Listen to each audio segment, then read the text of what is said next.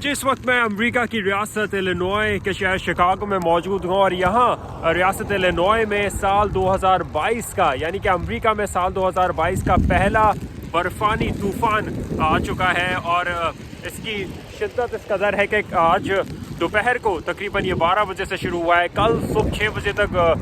वक्फे से बर्फबारी जारी रहेगी तेज़ हवाओं के साथ और अब तक और उसके बाद मनफी दर्जा हरारत जो है वो मनफी 17 से 20 तक जाएगा। इस वक्त यहाँ पर कहा जा रहा है कि 12 इंच तक बर्फ़ पड़ने का इम्कान है, जिसके बाद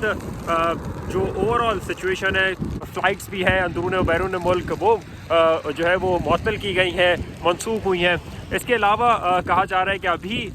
यहाँ पर आप मेरे अकाउंट में देख सकते हैं कि जितनी जो गाड़ियाँ वगैरह हैं वो एहतियात से चल रही हैं। स्नो ब्लोअर्स जो कि हुक्काम ने पहले ही एमरजेंसी नाफिज की हुई थी, तो बर्फ़ हटाने वाली गाड़ियाँ भी